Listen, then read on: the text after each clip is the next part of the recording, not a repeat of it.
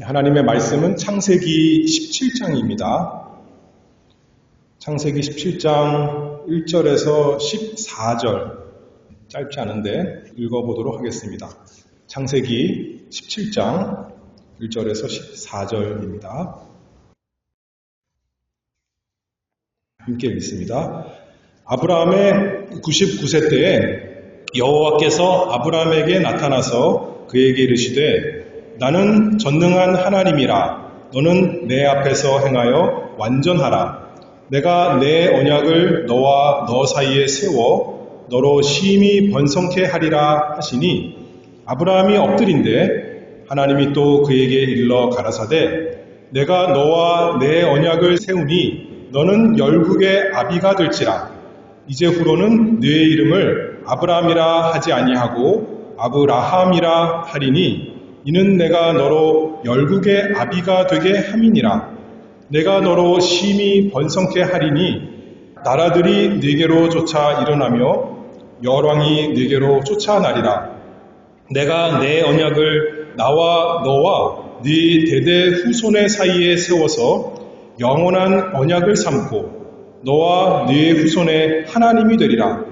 내가 너와 네 후손에게 너의 우거하는 이 땅 곧 가나안 일경으로 주어 영원한 기업이 되게 하고 나는 그들의 하나님이 되리라. 하나님이 또 아브라함에게 이르시되 그런즉 너는 내 언약을 지키고 네 후손도 대대로 지키라. 너희 중 남자는 다 할례를 받으라. 이것이 나와 너희와 너희 후손 사이에 지킬 내 언약이니라. 너희는 양피를 베어라. 이것이 나와 너희 사이의 언약의 표징이니라. 대대로 남자는 집에서 난 자나 혹 너희 자손이 아니요 이방 사람에게서 돈으로 산 자를 물론하고 난 지 8일 만에 할례를 받을 것이라. 너희 집에서 난 자든지 너희 돈으로 산 자든지 할례를 받아야 하리니 이에 내 언약이 너희 살에 있어 영원한 언약이 되려니와 할례를 받지 아니한 남자 곧 그 양피를 베이지 아니한 자는 백성 중에서 끊어지리니 그가 내 언약을 배반하였음이니라. 아멘. 오늘 말씀의 제목은 하나님께서 언약의 표징을 주심. 하나님께서 아브라함에게 언약을 맺으시는데 오늘 본문에서 그 언약의 표지 또는 표징 또는 증표, 영어로 하면 sign이라고 할 수 있겠죠. 를 주신 이야기에 대해서 살펴보도록 하겠습니다. 하나님께서 사람과 관계를 하시는 것을 성경적인 표현으로 하면 언약이다 그랬습니다. 그래서 맨 처음에 아담에게, 죄 없는 아담에게, 낙원에 있는 아담에게 오셔서 행위 언약, 아담의 행위가 조건이 되어서 아담이 영원한 생명을 누릴 수 있는 그 언약을 맺으셨습니다. 그런데 아담이 그것을 깼기 때문에 우리는 아담 안에서 그 언약을 다 어긴 사람이 되어서 더 이상 어느 누구도 자신의 행위로는 영생을 얻을 사람, 하나님께 복받을 사람, 하나님께 의롭다함을 받을 사람이 없습니다. 근데 은혜로우신 하나님께서 그 대신에 이제는 은혜 언약을 주셨다 그랬어요. 이제는 자기 행위가 공로가 되어서 하나님께 복받는 것이 아니라 무엇으로 복을 받아요? 하나님의 은혜로. 우리의 행위가 아니라 하나님의 은혜로 복을 받는다 했습니다. 그래서 이 세상에서 여전히 두 언약이 있습니다. 자신이 만약에 자신의 공로로, 자신의 의로움으로 하나님께 복을 받겠다 하는 사람은 여전히 행위 언약 아래에 있는 사람입니다. 그러나 그 사람에게는 안타깝게도 구원과 복은 없습니다. 그런데 자신의 공로로는 복은커녕 하나님의 저주가 너무나 마땅합니다 라는 것을 인정하고 하나님과 하나님의 약속의 말씀 믿고 의지하는 사람, 그 사람은 은혜 언약 아래에 있는 사람이다. 우리가 이렇게 말할 수 있습니다. 그래서 이 은혜 언약을 하나님께서 아담이 타락한 이후에 창세기 3장 15절에 여자의 후손을 통해서 약속해 주셨죠. 그 하나님 약속의 핵심인 여자의 후손, 예수 그리스도를 통해서 그분을 믿음으로 말미암아 믿는 자에게 의로움, 영원한 복, 구원이 있다. 그것이 은혜 언약입니다. 아담에게만 하나님께서 약속해 준 것이 아니라 이제 세월이 흘러서 노아 때에 이르러서 노아 때는 방주, 누구든지 하나님의 약속의 말씀을 믿고 그 말씀대로 방주에 들어가는 사람, 오늘날로 말하면 누구든지 예수 그리스도만 나의 구원의 방주로 믿는 사람, 그래서 순종하는 사람, 그 사람에게 구원이 있는 것이죠. 그 당시에는 그래서 하나님께서 다시는 세상을 멸하지 않겠다는 표지로 무엇을 주셨어요? 무지개 주셨어요. 그 무지개가 있는 한 그것을 보면서 하나님의 약속을 믿고 하나님께로 돌아와라 하는, 하나님께서 이 세상을 다 보존시켜 주셨다라고 했잖아요. 그리고 이제 창세기 12장에서는 하나님께서 이제 아브라함에게 찾아오셔서 아브라함을 갈대와 우르에서 나와서 하란에 있던 아브라함을 부르셔서 그에게 땅을 약속해 주시고 자손을 약속해 주시고 또 복의 근원이 될 것을 약속해 주셨습니다. 근데 그것이 단순히 육신적인 복, 혈통적인 이스라엘의 복이 아니라 영적인 복이라 그랬어요.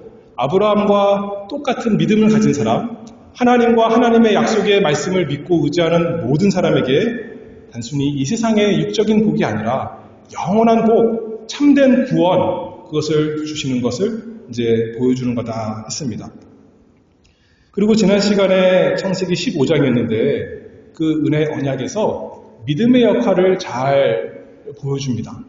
아브라함이 어떤 착한 일을 많이 해서 하나님 말씀에 온전히 순종해서 그래, 네가 참 의인이구나 하나님께서 그렇게 하신 것이 아니라 여호와를 믿으니 그것을 하나님께서 아브라함의 의로 여기셨다 그렇게 말씀했죠.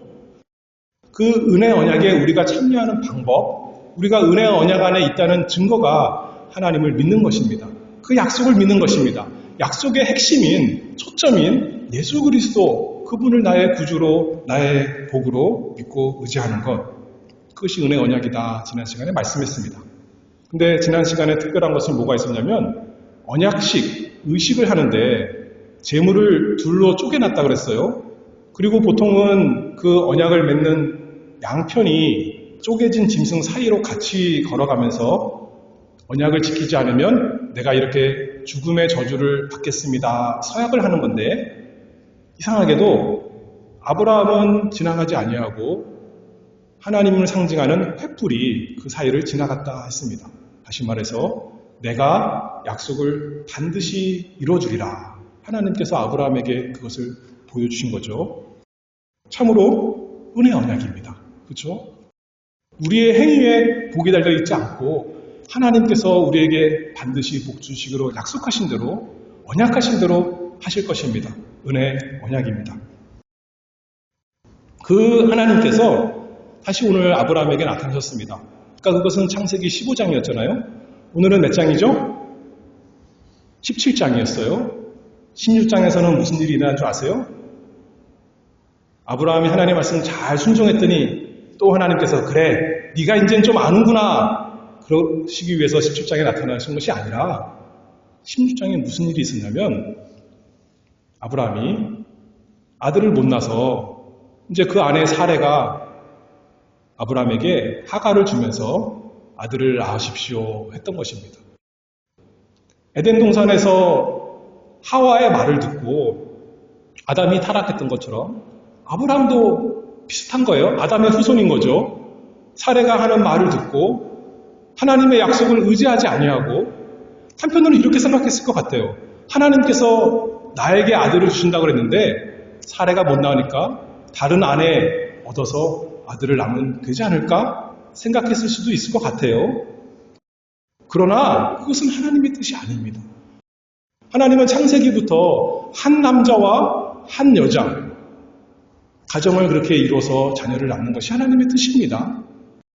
사람이 타락해서 여러 아내 첩도 거느리게 되었지만 하나님께서 아브라함에게 내 후손이라고 하실 때는 사례까지 염두에 두신 겁니다. 그런데도 인간적인 방법으로 하나님의 약속, 하나님이 안 하시니까 16장에서 17장 사이에는 13년이 흐르는 겁니다. 그러면 내가 좀 해봐야겠구나. 내가 하나님의 약속을 이뤄드려야겠구나. 그래서 잘못된 방법으로 이스마엘을 얻었습니다. 근데 하나님께서 17장에 나타나신 것입니다. 1절입니다. 아브라함의 99세 때 여호와께서 아브라함에게 나타나서 아브라함이 뭐라고 생각했을까요? 하나님이 아들 안 주셨지만 내가 자기 나름대로 하나님이 주신 지혜 가지고 이렇게 아들을 낳아서 잘 크고 있구나. 하나님께서 이제 약속을 이루어졌으니 형통하게 하시겠구나 생각하고 있을 그때 하나님이 나타나셔서 말씀하시는 거죠. 우리 생각에는 우리가 잘 할 때 하나님이 찾아오실 것 같은데 오히려 그렇지 않아요. 성경에 보면 잘못하고 있는데도 하나님께서 찾아오십니다. 책망하시려고 꾸짖으시려고 그럴 때도 있지만 특별히 이때 보니까 아브라함에게 믿음을 주시려고 약속을 다시 깨닫게 하시려고 다시 내가 하리라 내가 너의 하나님이고 내가 이루어주리라 말씀하시려고 나타나실 것입니다. 그래서 1절에 이렇게 말씀하십니다. 나는 어떤 하나님이래요? 전능한 하나님이라. 왜 전능하니라 그랬을까요? 네가 지금 나이 99세야. 사례도 나이가 많이 먹었어. 할 수 없을 것 같아. 그래서 너는 네 방법대로 아들 하나 얻었지? 나는 전능한 하나님이라. 어떤 불가능해 보이는 것도 사람이 생각하기에는 안 되는 거더라도 얼마든지 약속을 이루어줄 수 있는 전능한 하나님이라. 그렇게 말씀하시는 것 아니겠습니까? 자신이 어떤 분이신 것 말씀하면서 간접적으로는 아브라함 책망하시는 거죠. 회개하게 겸손하게 만드시는 것입니다.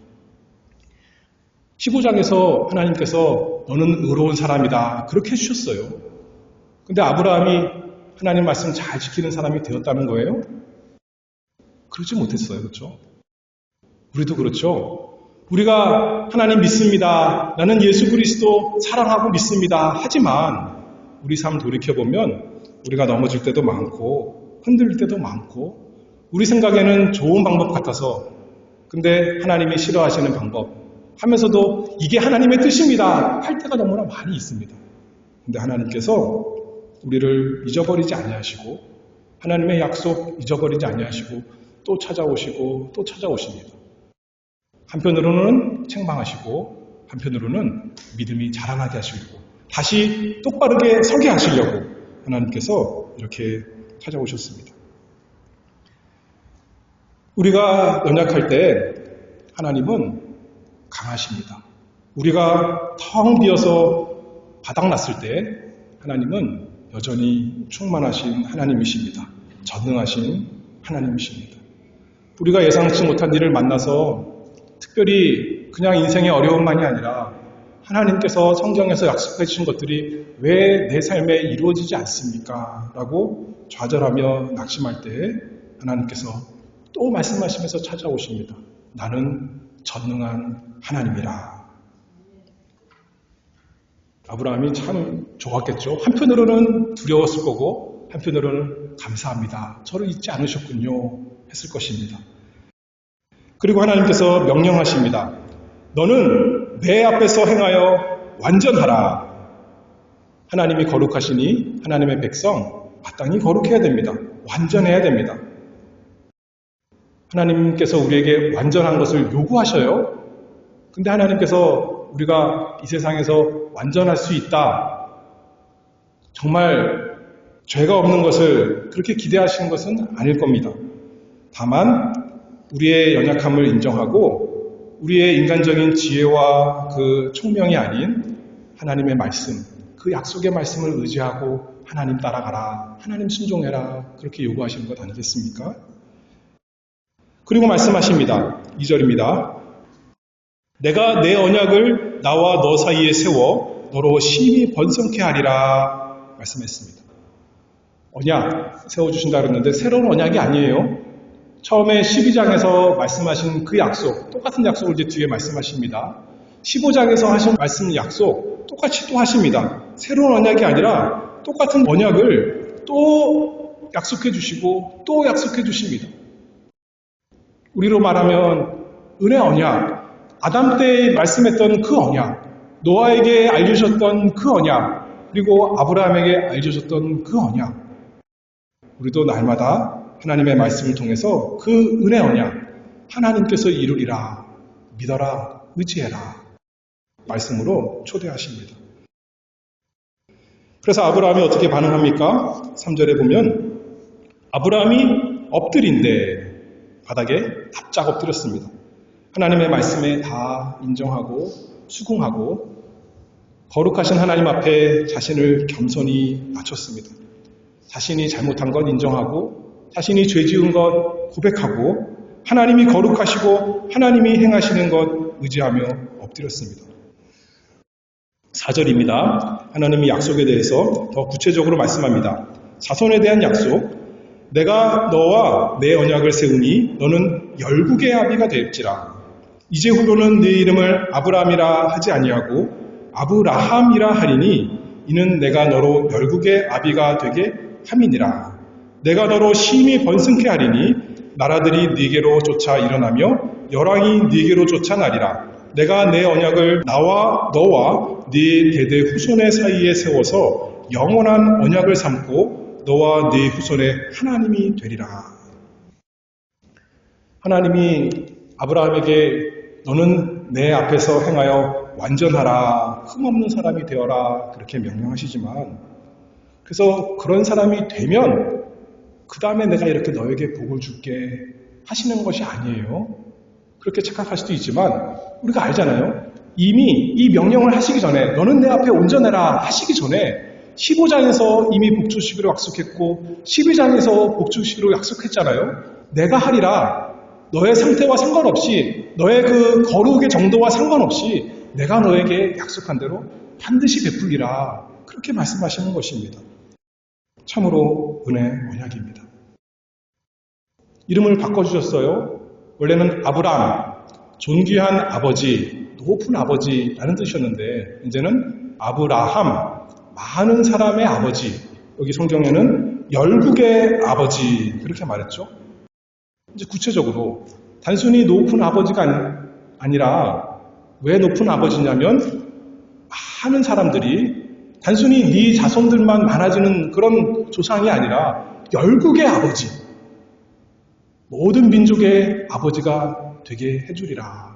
하나님께서 그렇게 놀라운 약속을 해주셨습니다. 그래서 우리는 알지 않습니까? 우리도 믿음으로 아브라함이 우리의 아버지입니다.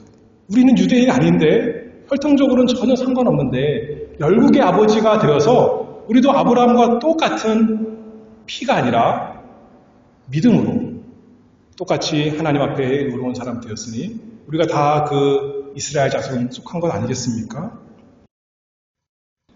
하나님께서 아브라함의 이름을 아브라함으로 바꿔줘서 이제는 성경 이후부터는 아브라함이라고 성경에서도 기록하고 사람들도 그렇게 부릅니다.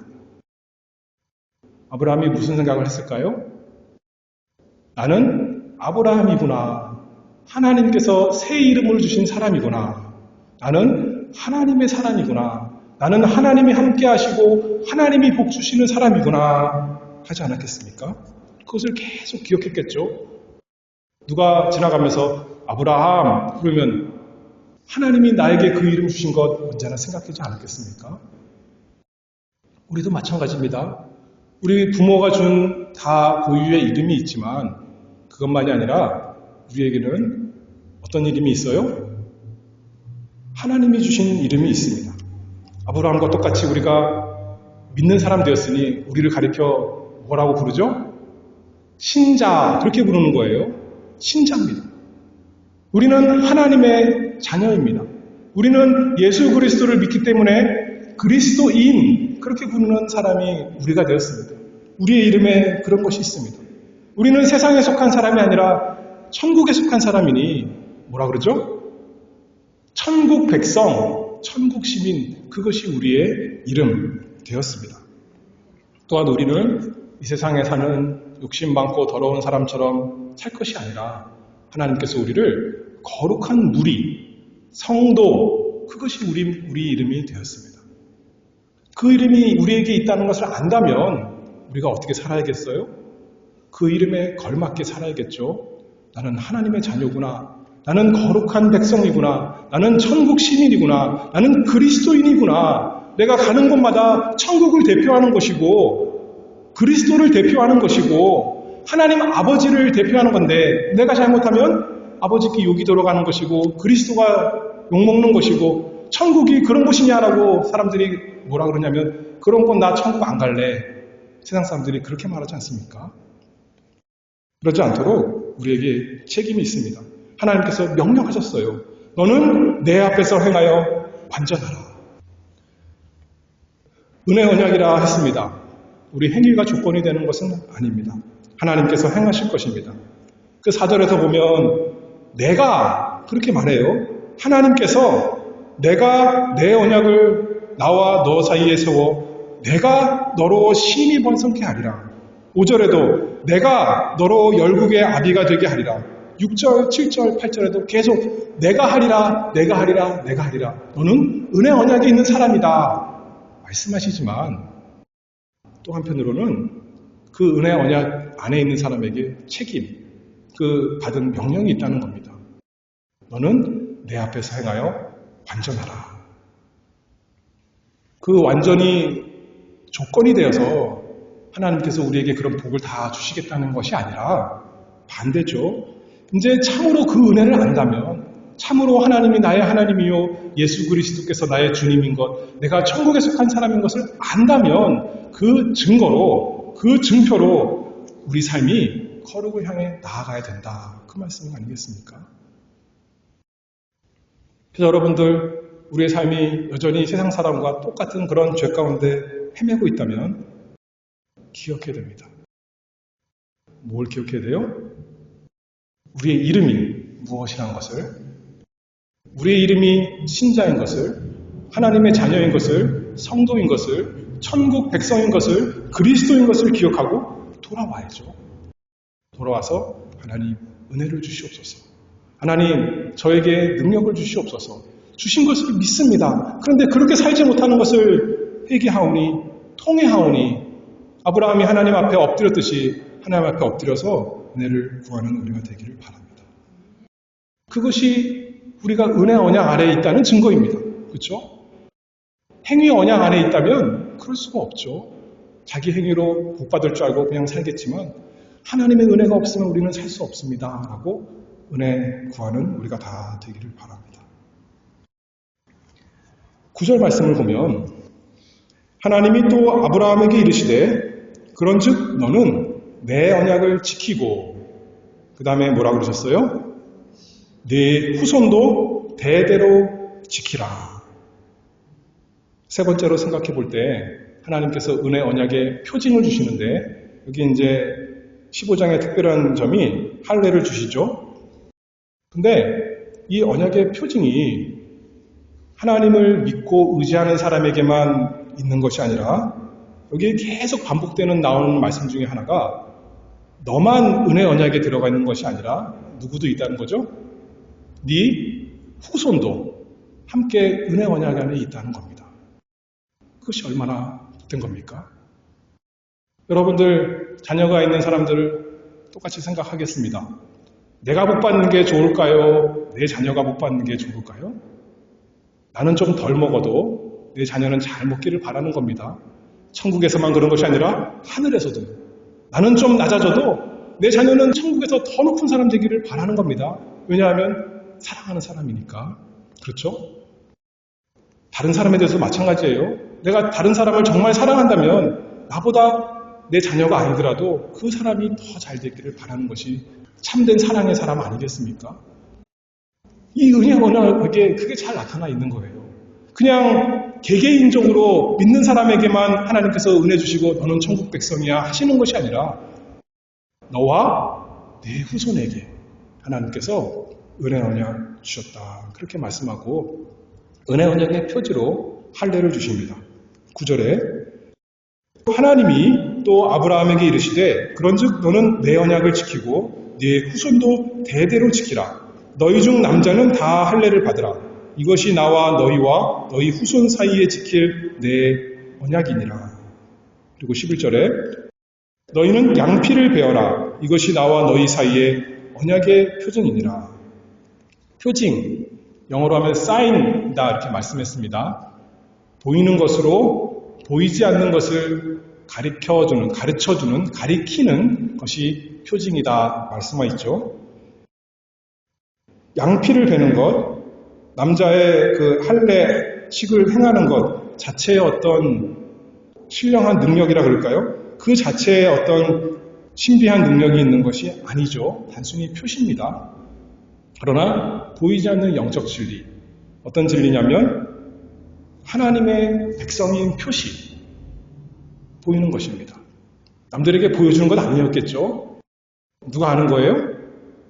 남들에게 보여주는 거예요, 이거? 할례를? 아니에요. 자기가 아는 겁니다. 누구를 위해 준 거예요? 자기의 영혼을 위해서. 나는 하나님의 백성이다. 나는 이 세상 사람이 아니라 나는 천국 사람이다. 나는 오늘날로 따르면 세례받은 사람은 나는 예수 믿는 사람이다. 라는 보이는 표시로 하나님께서 이렇게 언약의 표지 주셨습니다. 육신적인 거니까 한편으로는 안 해도 영적인 구원 있습니다. 그러나 하나님께서 명령하셨어요. 반드시 해야 되는 거예요? 해도 되고 안 해도 되는 거예요? 반드시 해야 되는 겁니다. 14절에 보면 할례를 받지 아니한 남자 곧 그 양피를 베지 아니한 자는 백성 중에서 끊어지리니 그가 내 언약을 배반하였습니다. 그래서 출애굽기 4장에 보면 이제 모세가 이스라엘 백성 데리고 이제 이끌려고 하는데 할례를 모세의 아들에게 아마 안 했던 것 같아요. 그랬더니 하나님께서 십보라를 통해서 할례를 하게 이렇게 만드시죠. 십보라가 하는 게 아닐 텐데 원래는 아버지가 하는 거여야 되는데 여호수아 5장에서는 이제 가나안 땅에 들어가면서 이스라엘 백성들이 그동안 할례를 못 받았던 것 같습니다. 그래서 그때 날을 정해서 다 할례를 받습니다. 우리가 생각하기에는 할례를 받으면 남자가 할례를 받으면 힘이 없습니다. 나가서 싸울 수가 없어요. 칼로 찢었으니까. 그런데 이제 전쟁을 해야 되는데 그러면 적군들이 오면 어떻게 이기겠습니까? 할례를 하는 게 불리하죠. 그럼에도 불구하고 하나님의 말씀에 다 순종해서 할례를 했습니다. 하나님의 말씀에 순종하는 것은 하나님의 백성에게 언제나 복되고 언제나 유익하고 큰 특권입니다. 12절에 보면 대대로 남자는 집에서 난 자나 혹 너희 자손이 아니요 이방 사람에게서 돈으로 산 자를 물어나고 난지 8일 만에 할례를 받을 것이라 한 거 보니까 어른만 받는 거예요? 신앙 고백한 사람만 받는 거예요? 그것이 아니라 그 권세 아래에 있는 사람, 아버지가 하나님의 백성이면 아버지 권세 아래에 있는 아버지 말 안 듣고 나간 사람은 어쩔 수 없겠지만 권세 아래에 있는 모든 사람은 하나님의 백성이 되는 것입니다. 여기 보니까 13절에는 너희 집에서 난 자든지 너희 돈으로 산 자든지 할례를 받아야 하리니 하나님의 언약이 그렇게 범위가 넓습니다. 집안에 있는 모든 사람, 신약에서도 그러잖아요. 세례를 주는데 고넬료 집에 갔더니 믿는 고넬료에게만 세례를 준 것이 아니라 고넬료 집안 모든 사람에게 세례를 다 베푼 것입니다. 그것이 언약의 특징입니다. 신앙생활 한편으로는 나와 하나님과의 개인적인 문제입니다. 그렇죠? 그러나 또 다른 한편으로는 그것만의 문제가 아니라 우리의 문제입니다. 나와 나의 자손들에게, 나의 사람들에게 함께 하나님께 나아가고 함께 우리가 예배하는 거 아니겠습니까? 집에서 아이들이 아직 자라나지 않았다고 쟤는 아직 분별력이 없으니까 나중에 네가 커서 선택을 해. 예수 믿는 게 좋은지 아니면 다른 거 믿든지 너에게 맡길래 하는 것이 아니라 어려서부터 너는 하나님의 백성이야. 너는 하나님의 자녀야. 너는 천국 백성이야. 그렇게 가르치며 함께 하늘에 계신 우리 아버지여 기도해야 되지 않겠습니까? 그것이 은혜 언약이라는 겁니다. 구약에서도 그렇고 신약에도 그렇습니다. 그래서 사도행전 2장에 보면 38절에 베드로가 이제 오순절 때 나가서 설교하는데 이렇게 말씀합니다. 너희가 회개하여 각각 예수 그리스도의 이름으로 세례를 받고 죄 사함을 얻으라. 그리하면 성령을 선물로 받으리니 이 약속은 너희와 너희 자녀와 모든 먼데 사람 곧 우리 주 하나님이 얼마든지 부르시는 자들에게 하신 것이라. 이 약속의 말씀이 오늘날 우리에게도 있으니 얼마나 감사합니까? 그러니 우리가 하나님 앞에 나가서 은혜 아래에 있기 때문에 기도합니다. 하나님 아버지, 내 사랑하는 사람, 어려서 성부와 성자와 성령의 이름으로 세례를 받았는데 하나님의 이름이 그에게 있는데 은혜를 주시옵소서, 구원을 주시옵소서, 하나님을 알게 하시고 생명을 주시옵소서. 이 은혜 언약의 기초에서 우리가 날마다 기도하는 거 아니겠어요? 그러나 경고의 말씀, 하나님의 보이는 언약 가운데 속했을지라도 할례를 받고 세례를 받았을지라도 그 마지막에 하나님의 백성 아닌 것이 나타날 수도 있다 하는 것이 성경의 증거입니다. 이스마엘 할례 받았을까요? 안 받았을까요? 받았어요. 에서 할례 받았을까요? 안 받았을까요? 당연히 받았습니다. 그들이 하나님의 언약 안에 있을 때는 언약 백성이었어요. 은혜 언약 안에 있었던 것입니다. 그러나 장성에서 밖으로 나갔습니다. 그런 것이 있다는 거죠. 육신적인 할례, 세례가 사람을 구원할 수도 없고 은혜를 줄 수가 없습니다. 그 자체가 중생시킬 수가 없습니다. 하나님의 은혜로 구원받아야 되고 성령 세례, 성령께서 그 마음에 역사하셔야 되죠. 그래서 우리가 간절히 간구합니다. 하나님의 은혜를 기억하면서 하나님의 은혜, 하나님, 저들에게 하나님의 이름이 있으니 구원해 주시옵소서. 우리가 날마다 마음에 품고 데려가서 기도하기를 바랍니다. 우리 육신적인 자손만이 아니라 또 우리에게 붙여주시는 영적인 자손 같은 사람들에게도 그 사람을 사랑한다면 하나님, 나와 내 자손과 먼 데 사람까지 약속이 있으니 하나님 은혜를 베풀어 주시옵소서. 우리가 은혜 언약으로 기도하는 것이겠죠. 그래서 하나님 말씀에 순종해서 한편으로는 온전하게 살기를 바랍니다. 부모가 온전하게 예수 믿는 사람이 온전하게 사랑의 사람이 된다면 전도가 잘 될 텐데 부모가 집안에서 나쁜 짓 하고 거짓말하고 밖에 나가서 이상한 짓 하니까 교회가 욕을 먹고 예수 믿는 부모가 욕 먹는 거 아니겠어요? 자녀들이 떠나는 거 아니겠습니까? 그럼 우리를 회개하고 하나님의 말씀에 엎드리면서 순종하고 하나님께 간구하기를 바랍니다. 언약에 신실하신 우리 하나님께서 마침내 우리 사랑하는 사람들에게 복 주시기를, 우리를 구원하신, 우리에게 새 생명 주신 그 하나님께서, 우리에게 은혜 베푸신 그분께서 우리의 사랑하는 자들에게도 은혜 주시기를 간구하는 우리 모두가 되기를 바랍니다. 기도하겠습니다. 은혜 하나님 아버지 감사합니다. 하나님께는 사랑과 인자와 긍휼과 자비와 모든 위로가 풍성하니 감사합니다. 그 하나님이 우리 하나님이시오, 우리의 아버지시오, 우리를 인도하시며 우리에게 약속을 반드시 이루어 주시니 하나님이니 찬송하고 경배합니다. 하나님 아버지, 우리가 하나님 말씀 순종하기를 원합니다. 하나님께서 은혜롭게 우리에게 복 주시고 새로운 마음, 하나님 사랑하는 마음 주셨으니 이 세상 따라가는 것이 아니라 하나님의 약속의 말씀 순종하며 살아가는 사람 되기를 원하고, 우리만 아니라 우리 자녀들에게도, 우리 믿음의 사랑의 대상자들에게도 하나님께서 복 주시기를 간절히 바라옵나이다. 하나님께서 은혜로우신 하나님이시니 또 반드시 주실 것을 고대하며 우리 주 예수 그리스도의 이름으로 기도하옵나이다. 아멘.